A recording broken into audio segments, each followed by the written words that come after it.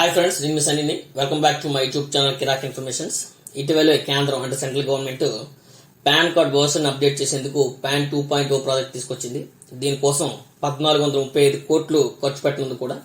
అయితే ఈ పాన్ 2.0 వ్యవస్థ తేడానికి ముఖ్య ఉద్దేశం ఏంటంటే ట్యాక్స్ పేయర్స్ యొక్క సర్వీసెస్ ని ఇంప్రూవ్ చేయడానికి, at the same time modernise the taxpayers registration process through technology అని కూడా చెప్పుకోవచ్చు.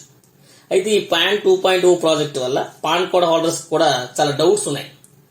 అవి ఏంటంటే పాత పాన్ కార్డ్ పరిస్థితి ఏంటి అండ్ కార్డుల్లో కరెక్షన్ చేసుకోవడానికి వీలవుతుందా, ఇలా అనేక రకాల సందేహాలు ఉన్నాయి. వాటికి సిబిడిటి కొన్ని సమాధానాలు కూడా చెప్పింది. అంటే central board of director of taxes కూడా చెప్పింది. అదేంటంటే ప్రజెంట్ మనం చూసుకున్నట్లయితే పాన్ రిలేటెడ్ సర్వీసెస్ అన్ని కూడా 3 డిఫరెంట్ పోర్టల్స్ లో జరుగుతున్నాయి. అవి కూడా ఏంటంటే ఫస్ట్ వన్ వచ్చి ఈ ఫైలింగ్ పోర్టల్, సెకండ్ వన్ వచ్చి UTIITSL portal and third one వచ్చి ప్రోటీన్ ఈ గవర్నెన్స్ పోర్టల్స్ లో అవన్నీ జరుగుతున్నాయి. కానీ ఈ పాన్ 2.0 తర్వాత all pan tan related services will be hosted ఈ సింగిల్ యూనిఫైడ్ పోర్టల్లో జరగనున్నాయి. అంటే ఒకటే పోర్టల్ మనం అన్ని యూజ్ చేస్తాము.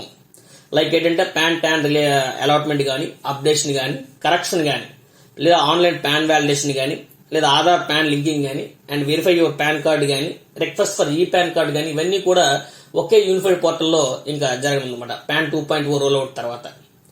అయితే సిబిడిటి ఏం చెప్పిందంటే ఇప్పటికే పాత పాన్ కార్డులు ఉన్నవారు, అంటే పాన్ కార్డు ఉన్నవారు కొత్తగా అప్లై చేసుకోవాల్సినటువంటి అవసరం లేదు.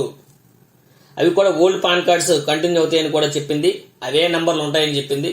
మీరు ఎటువంటి సందేహాలు పెట్టుకోవద్దని కూడా చెప్పింది.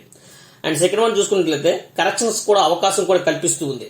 అంటే పాన్ కార్డు హోల్డర్స్ కి ఏమైనా కరెక్షన్స్ ఉంటే చేసుకోవడానికి అవకాశం ఉంది. అది కూడా email, mobile number, Aadhaar, date of birth, name change, ఇలా అన్నింటిని కూడా కరెక్షన్స్ చేసుకోవచ్చు. అది కూడా పాన్ 2.0 తర్వాత ఫ్రీ ఆఫ్ కాస్ట్, అంటే ఉచితంగా మీరు చేసుకోవచ్చు. ఏ విధంగా అయితే ఆధార్ రిలేటెడ్ సర్వీస్ ని ఇప్పుడు చేసుకుంటున్నామో ఆధార్ కేంద్రాల వద్ద, పాన్ 2.0 కూడా అటువంటి ఫెసిలిటీ కల్పిస్తారంటుంది సిబిడిటి, అంటే central board of director of taxes అన్నమాట. అండ్ థర్డ్ వన్ చూసుకుంటే పాన్ 2.0 ప్రాజెక్ట్ లో పాన్ కార్డులు అనేవి క్యూఆర్ కోడ్ తో వస్తాయి. ఈ క్యూఆర్ కోడ్ స్కాన్ చేస్తే చాలు మీ పాన్ డేటా బేస్ లో ఉన్నటువంటి డీటెయిల్స్ అన్ని కూడా కనిపిస్తాయి. దీనివల్ల వ్యాపారాల్లో మరింత సౌలభ్యం, మరింత ట్రాన్స్పరెన్సీ పెరుగుతుందని సిబిడిటి భావిస్తుంది అన్నమాట. అండ్ పాన్ 2.0 తర్వాత, అంటే పాన్ 2.0 రోల్ అవుట్ తర్వాత పాన్ కార్డ్స్ అన్ని కూడా అప్డేట్ చేశాక మీ యొక్క రిజిస్టర్డ్ ఈమెయిల్ కి ఎలక్ట్రానిక్ పాన్ అనేది వస్తుంది, అంటే ఈ పాన్ అనేది వస్తుంది. దానికి ఎటువంటి ఛార్జీలు కూడా చెల్లించిన అవసరం లేదు. ఒకవేళ మీకు భౌతికంగా క్యూఆర్ కోడ్ తో కావాల్సిన పాన్ కార్డు కావాలంటే మీరు 50 రూపాయలు ఫీజు చెల్లించాల్సి ఉంటుంది.